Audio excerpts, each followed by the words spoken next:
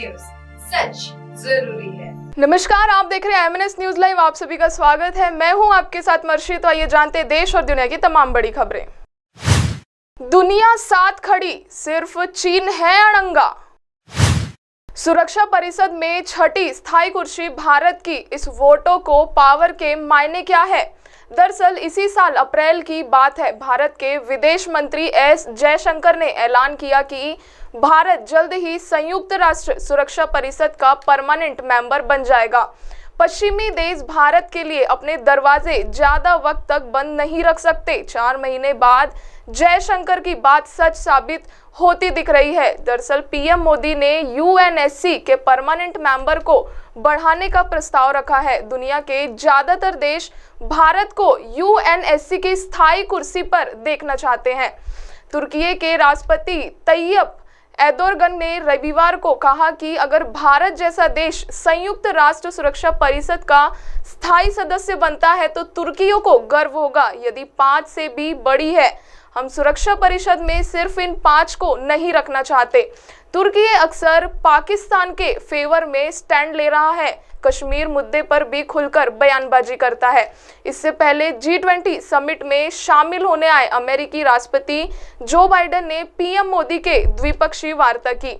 अपने साझा बयान में उन्होंने कहा कि ग्लोबल गवर्नेंस में ज्यादा लोगों की साझेदारी और प्रतिनिधित्व होना चाहिए। हम यूएन सिक्योरिटी काउंसिल में भारत को परमानेंट मेंबर बनाए जाने का समर्थन करते हैं। इसी संदर्भ में भारत को 2028 से लेकर 2029 में नॉन परमानेंट मेंबर बनाने की उम्मीदवारी का स्वागत करते हैं। G20 में शामिल होने आए यूएन चीफ एंटोनियो गुटेरेस से भी कहा कि यूएन सिक्योरिटी काउंसिल की मेंबरशिप का फैसला उनके हाथ में नहीं है, लेकिन वो चाहते हैं कि यूएनएससी में सुधार हो और इसमें भारत भी शामिल हो। कुछ मामलों में यूएनएससी अंतर्राष्ट्रीय शांति और सुरक्षा को बनाए रखने या बहाल करने के लिए प्रतिबंध लगाने या बल उपयोग करने का सहारा ले सकती है। यानी कि अगर भारत भी यूएनएससी का परमानेंट मेंबर बन गया तो दुनिया के किसी भी बड़े मसले पर उसकी सहमति जरूर होगी। रुक करते हैं एक और खबर का। चीन के माजायल से निकलेगा इटली।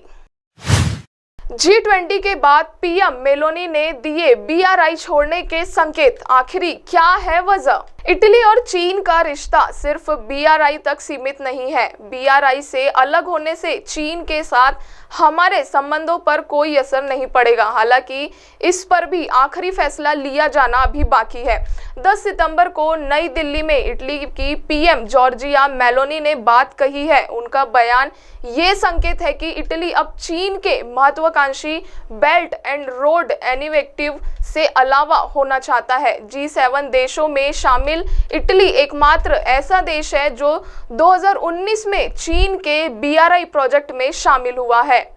9 सितंबर को इटली की पीएम जॉर्जिया मेलोनी और भारत के पीएम नरेंद्र मोदी के बीच मुलाकात हुई। इसके ठीक बाद मेलोनी ने चीन के पीएम ली क्विंग से भी मुलाकात की। इन दोनों मुलाकात के अगले दिन इटली की पीएम जॉर्जिया मेलोनी ने BRI प्रोजेक्ट से अलग होने के संकेत दिए।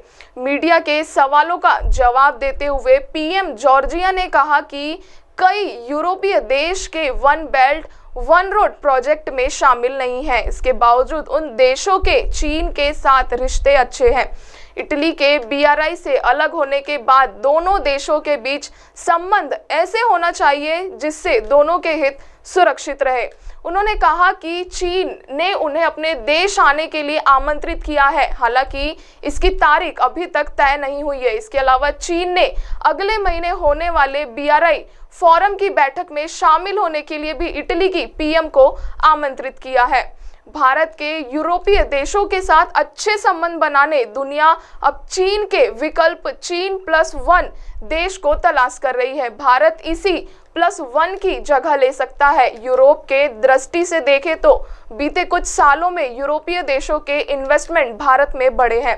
हालांकि इन्वेस्टमेंट जितना बढ़ना चाहिए उतने नहीं बढ़े। यूरोपीय कंपनियों का कहना है कि हम चीन के बजाय भारत में इन्वेस्ट बढ़ाना चाहते हैं, लेकिन इसके लिए बीच के रोड़े खत्म करने की जरूरत है। BRI शुरू होने के बाद से ही भारत इसका विरोध कर रहा है। भारत ने इस प्रोजेक्ट में शामिल होने से भी इनकार कर दिया। भारत के इस प्रोजेक्ट से दूरी बनाने की एक वजह यह है कि BRI पाक अधिकृत कश्मीर यानी पाकिस्तान के अवैध कब्जे वाले भारतीय क्षेत्र से होकर गुजरती है। यह प्रोजेक्ट चीन को अरब सागर से भी जोड़ती है। यह प्रोजेक्ट गिलगिट बाल्टिस्तान होते हुए पाकिस्तान के उत्तर से दक्षिण होते हुए गुजरता है। चीन के BRI प्रोजेक्ट का ही एक हिस्सा चीन और पाकिस्तान इकोनॉमिक कॉरिडोर कहते हैं। यही वजह है कि भारत CPEC को इंटरनेशनल लॉ के खिलाफ बताता है। अब इटली का सबसे बाहर होना एक तरह से भारत की कूटनीति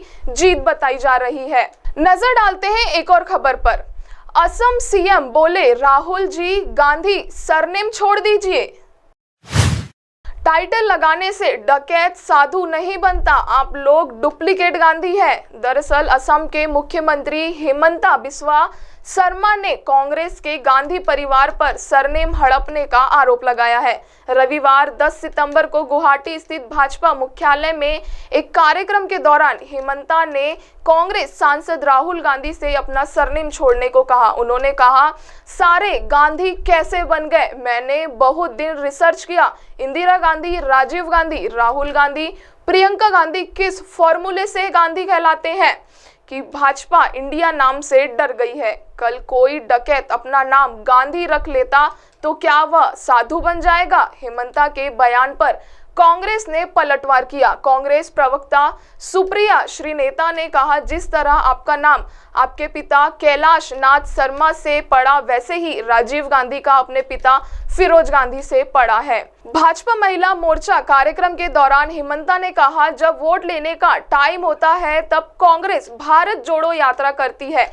चुनाव खत्म हो गया तो उन्होंने अपना नाम इंडिया कर लिया। आप लोग इंडिया कैसे हैं? उन्होंने कहा, गांधी जी ने देश को आजाद कराया और आप लोगों ने गांधी टाइटल हड़प लिया। भारत का पहला स्कैम टाइटल से शुरू हुआ। आप लोग डुप्लीकेट गांधी है। टाइटल की तरह कांग्रेस ने हमारे देश का नाम हड़प कर इंडिया रख दिया है। हिमंत बिस्वा ने आगे कहा कि कांग्रेस ने इंडिया का गौरव कभी नहीं बढ़ाया। कांग्रेस ने देश के नाम पर परिवारवाद बढ़ाने और देश को तोड़ने का काम किया। उन्हें इंडिया बोलने का अधिकार नहीं है। भारत का नाम तो दूर दूर तक मत लेना। असम CM ने दावा किया कि भारत में फिर से मोदी सरकार बनेगी। उन्होंने कांग्रेस को किसी दूसरे देश या ग्रह में अपनी सरकार बनाने की नसीहत दी। उन्होंने प्रधानमंत्री मोदी की तारीफ करते हुए कहा, मैं G20 समिट में गया, वहां विश्व के सभी नेता PM मोदी को जैसे देख रहे थे, उनके साथ बातें कर रहे थे। मैं तो सोचता हूं कि भारत विश्व गुरु बन चुका है। हिमंता ने कहा, कांग्रेस ने 75 साल डुप्लीकेट काम किया है। हमारे देश का जो स्थान होना चाहिए उससे हमको दूर कर दिया। अब आप हमारे चैनल को आपके मोबाइल पर भी देख सकते हैं। मोबाइल में देखने के लिए प्ले स्टोर से MNS news TV app download करें। इंस्टा, ट्विटर और फेसबुक अन्य सोशल मीडिया प्लेटफॉर्म पर हमारा चैनल उपलब्ध है। आप हमारे चैनल को लाइव भी देख सकते हैं www.mnsnewstv.com पर। फिलहाल वक्त हो चुका है एक ब्रेक का। ब्रेक से लौटने के बाद देखेंगे देश और दुनिया की तमाम बड़ी खबरें। नमस्कार।